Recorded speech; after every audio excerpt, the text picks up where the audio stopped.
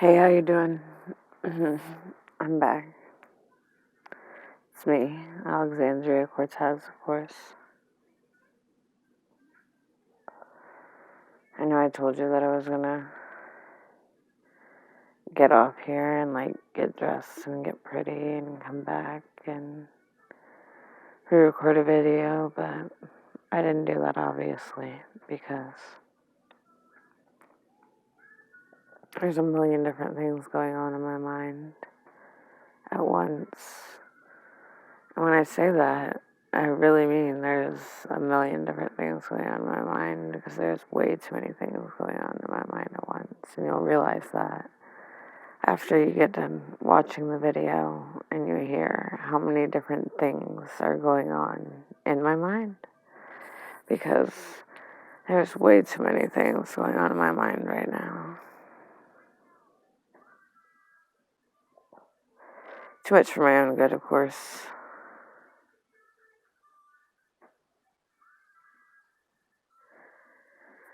Mainly right now, I'm thinking about my dad.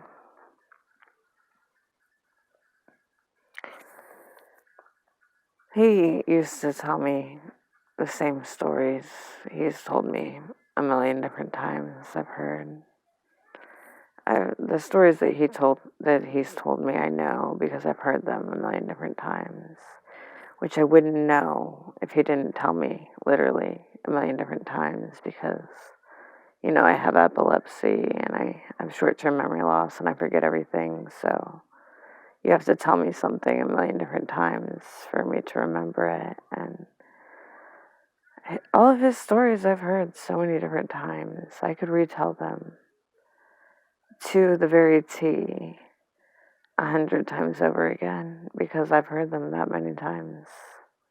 I know them.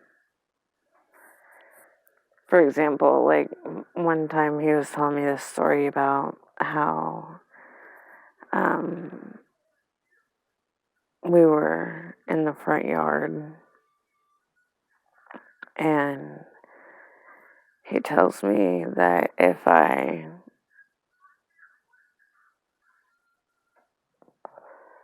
drive in the Mullen Dyke and I drive down the street and I drive down the first trailer on the corner, that the siding on the trailer is going to be a different color. The middle of the trailer is going to be a different color than the rest of the trailer. And I remember asking him, why would that be a different color? Why would the color of their trailer, the middle of their trailer, be a different color than the rest of their trailer? That'd be ridiculous. There would be no reasonable explanation for that. And he told me, well, because I drove a car through it. And I remember laughing. Stupid, I know. Just, why would you laugh about your dad driving a car through a trailer? But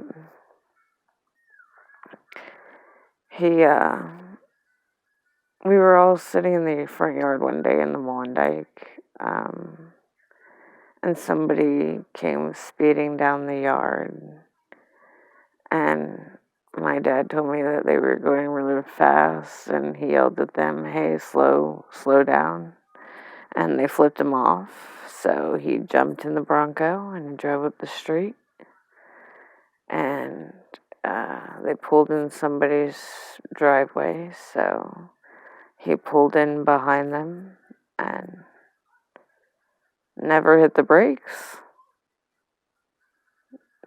obviously. So what happened, he hit their car and it kept going and it went through the trailer of the house that they pulled into, the driveway that they pulled into. And I was like, yeah, right, Dad. That never happened.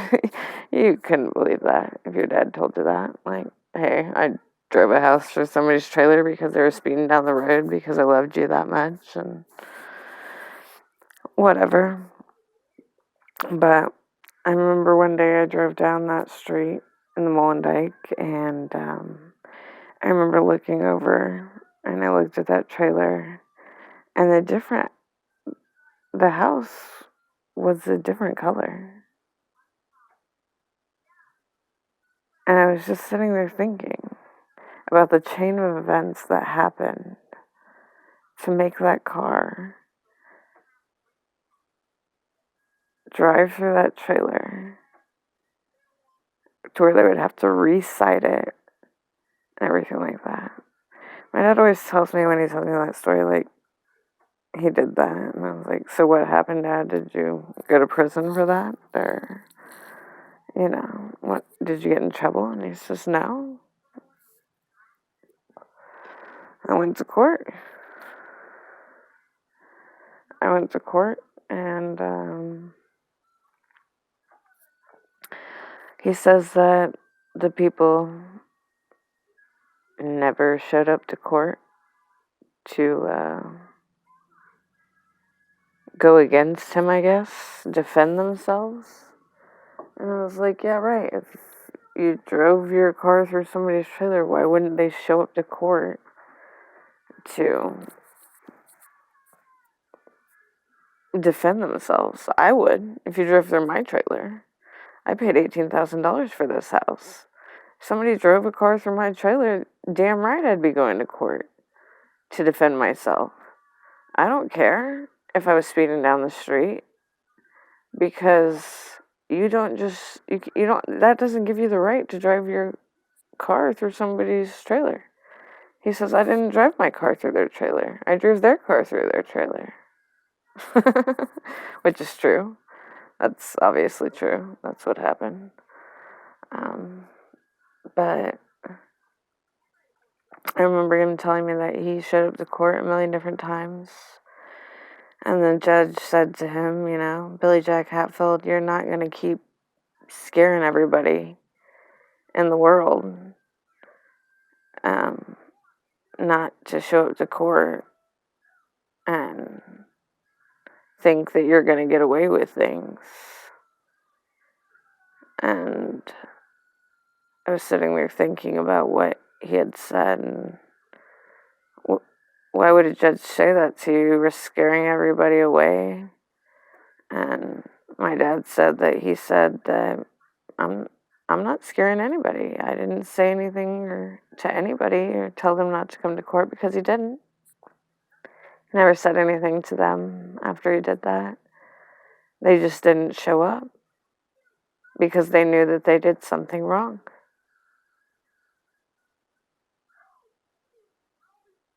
They shouldn't have been speeding down the street. I have 6 kids.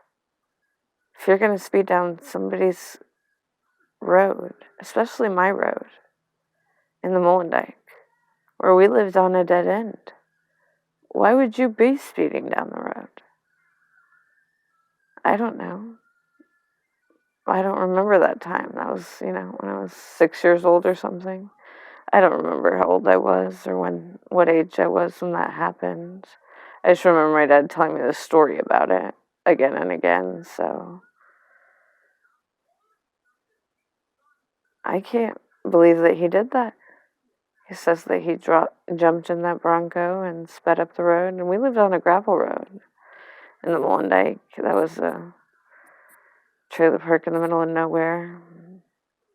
I remember going to church every Sunday and getting baptized by Brother Bud. That was at the Baptist church I went to because we were Baptists. I didn't know what that was at that point. I know what that is now, but I didn't know what that meant then. And my father told me I was Baptist, and that's what made me Baptist, because my father told me that's what I was. And I know being baptized means getting your head dunked in underwater. But at the point that happened, I didn't know what it meant. Learning what it means, hearing the definition of why you get your head dunked under the water and become a baptized, now I know what being Baptist truly means. And I can't say that I was ever, I don't know what's the word that you would call it, but I ever went to church enough to have the right to be called a Baptist, I guess, because Baptist people are supposed to be wonderful and have Jesus in their name and do righteous things and be blessed and help other people. And until I do all that, I don't want to be called a Baptist, because I really truly want Baptist people to be righteous and wonderful people.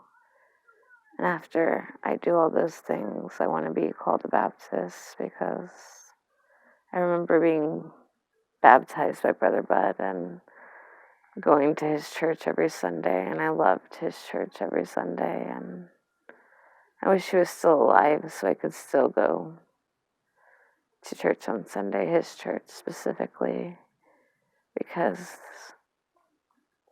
that's how I remember growing up. When my mom sent me to my dad's every other weekend, we only went to my dad's every other weekend, so I could have a bond with my father, which I'm glad that she let me go that much, so I could have some bond at all with my father, because I love my father. And I have a lot of memories with him that I